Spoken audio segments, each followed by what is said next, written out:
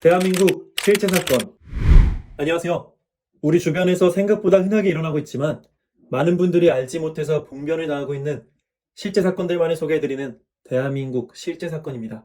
오늘 소개해드릴 실제 사건은 여름철 농촌 봉사활동 참가자에게 일어난 의문의 사망사고에 대한 것입니다. 대한민국에서 실제로 벌어진 일이고 실제로 일상에서도 접할 확률이 높은 사고인 만큼 오늘 영상을 반드시 보셔야 합니다. 인천시의 21세 여성 이민주 씨에게 일어난 일입니다. 민주 씨는 인천시 소재의 모 대학에 재학 중인 대학생이었습니다. 그녀는 1학기 기말고사를 치르고 종강을 한 상태였는데요. 민주 씨는 2학년 여름방학을 맞아 무엇을 해볼까 하고 고민을 하던 중이었죠. 계절학기를 신청해서 학점을 취득할까, 토익 같은 어학 공부를 해야 하나 이것저것 생각이 많았던 것이죠. 그런데 때마침 학과 선배가 솔깃한 제안을 꺼내는 것이었습니다. 그 선배의 말에 따르면 대학생이라면 여름에 농촌봉사활동 한 번은 가봐야 한다는 겁니다.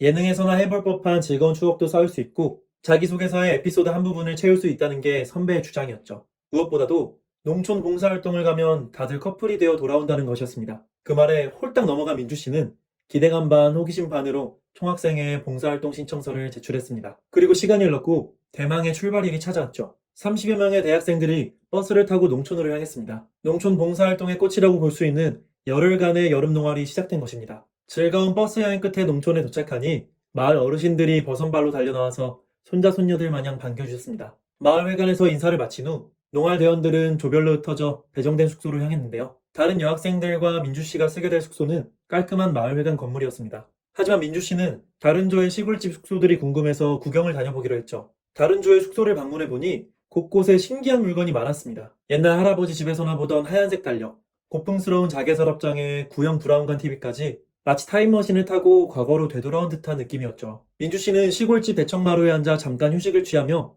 농활 대원들과 담소를 나눴습니다. 대원들의 말에 따르면 어떤 보직을 받느냐가 열흘간의 농촌 봉사활동 생활을 결정한다는군요. 첫날에는 수로 청소나 환경 미화를 할 수도 있지만 바로 밭으로 투입될 수도 있다고 합니다. 보통 감자밭, 고추밭에 들어가서 수확을 돕게 되는데 여름철엔 어느 밭에 투입되던 고생 꽤나 한다는 것이 경험자들의 얘기였죠. 그렇게 그날 밤이 지나갔고 다음날 새벽이 밝아왔습니다. 새벽 6시에 일어난 민주 씨는 헐렁한 활동복에 밀짚 모자로 중무장했습니다. 그런 민주 씨에게 배당된 건 담배밭이었죠. 태어나서 한 번도 담배밭을 본 적이 없었던 민주 씨.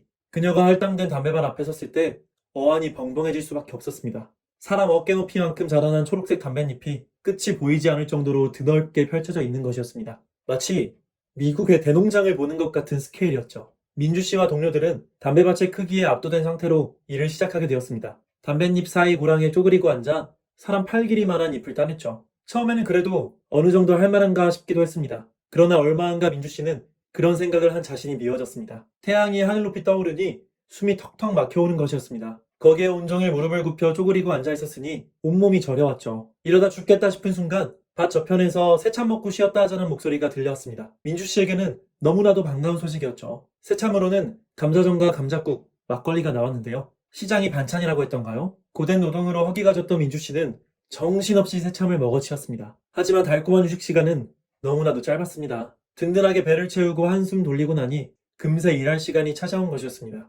다시 담배밭으로 나간 민주 씨. 오후의 뜨거운 햇살 아래서 연신 잎사귀를 따고 있자니 땀이 비 오듯 쏟아졌죠. 하지만 성실한 민주 씨는 해가 저무는 것도 모르고 정신없이 일했습니다. 그러니 일이 마무리될 때쯤 민주 씨는 완전히 녹초가 될 수밖에 없었죠. 열심히 일했던 민주 씨의 피부는 뜨거운 햇볕에 익어서 뻘겋게 달아오른 상태였는데요. 거기에 더해 풀에 쓸리거나 벌레에 물리는 등 이곳저곳에 상처가 많았습니다. 보통 농촌 봉사활동에서 일과가 끝나고 나면 저녁 술자리가 있게 마련이죠. 하지만 기력이 다 빠진 민주 씨는 도저히 술자리에 참석할 여력이 없었습니다. 온몸에 극심한 근육통과 함께 무기력증이 찾아온 것이었습니다. 그래서인지 그녀는 그대로 숙소에서 뻗어버리고 말았습니다. 그렇게 그날 밤이 흘러가고 아침이 밝아왔는데요. 민주 씨 입장에선 눈만 잠깐 감았다던 기분인데 기상시간이 되어버린 느낌이었죠. 감겨오는 눈을 비비고 겨우 일어난 민주 씨. 그녀는 조장의 격려를 받으며 다시금 담배밭을 향해 걸었습니다. 민주 씨가 해야 할 일은 어제와 마찬가지였죠. 쪼그려 앉은 채로 계속해서 담뱃잎을 따내는 것이었습니다. 민주 씨는 한숨을 쉬며 다시금 밭에 주저앉았습니다. 뜨거운 햇빛 아래에서 직사광선을 그대로 받으며 담뱃잎을 땄으니 민주 씨의 온몸이 또다시 땀에 흠뻑 젖기 시작했죠. 하지만 작업에 몰두하다 보니 땀이 나는지 시간이 얼마나 흘렀는지 전혀 감이 오지 않았습니다. 그저 몸에 익은 동작으로 기계적으로 담뱃잎을 딸 뿐이었죠. 그렇게 시간이 얼마나 흘렀을까요? 대원들 모두가 지쳤을 때쯤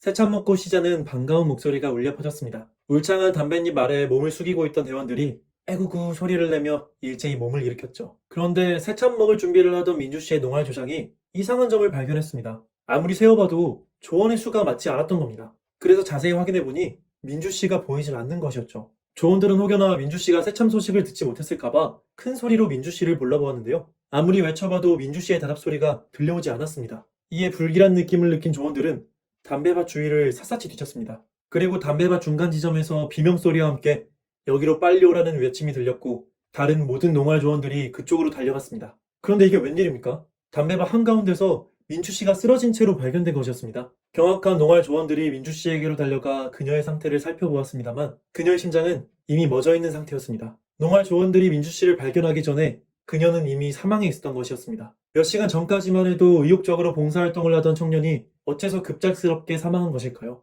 원인을 짐작하기조차 어려운 의문의 사고였습니다.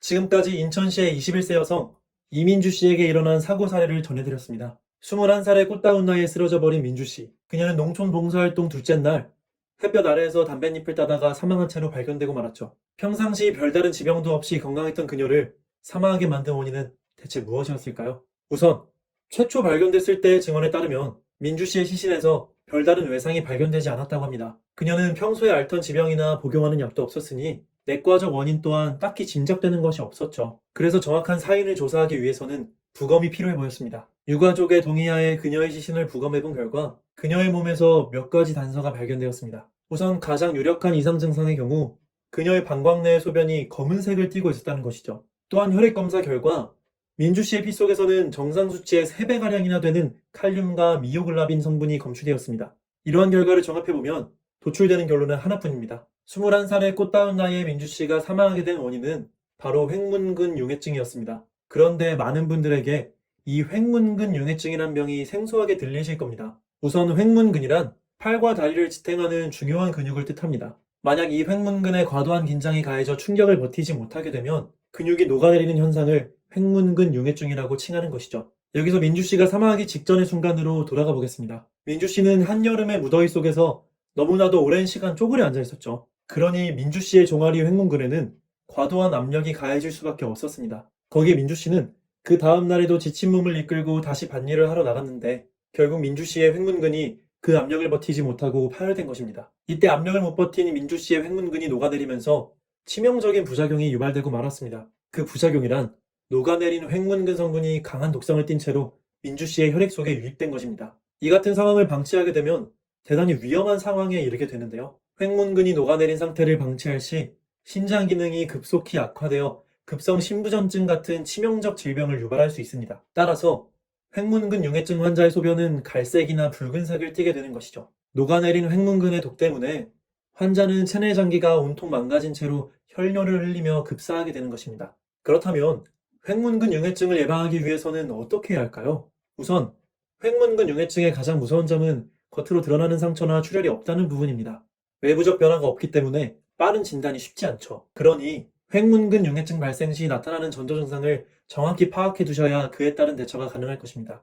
횡문근 융해증의 전형적인 전조 증상은 극심한 근육통과 전신 무기력감, 그리고 진한 색의 소변을 보이는 것입니다. 모두 민주 씨에게 발생한 증상이었는데요. 민주 씨의 경우 하루 종일 쪼그린 상태로 고강도의 노동을 한 상태였죠. 거기다 여름철에 땀을 쏟아가며 무리하게 일했으니 탈이 날 수밖에 없었습니다. 횡문근 융해증은 평소에 운동을 잘 하지 않다가 고강도 운동을 지속한 경우나 무더운 날씨에 충분한 수분 보충 없이 활동을 지속하는 경우에 잘 생기는 병입니다. 민주 씨의 경우 근육통과 무기력감을 느낀 시점에서 하루 정도 일을 쉬었다면 훨씬 예후가 좋아졌을 것입니다. 또한 소변량이 감소하거나 소변의 색이 적색이나 흑색, 갈색으로 변하는 중대 증상을 발견했을 때 민주 씨가 신속히 병원을 찾았다면 적절한 치료를 받고 살 수 있었을 겁니다. 오늘은 여름철 농촌 봉사활동 도중 횡문근 융해증 발생으로 인한 사망 사례, 그리고 횡문근 융해증의 위험성에 대해 상세히 알아보았습니다. 우리 주변에서 흔하게 일어나는 충격적인 실제 사건들과 그것을 예방하는 방법까지 알려드리는 대한민국 실제 사건.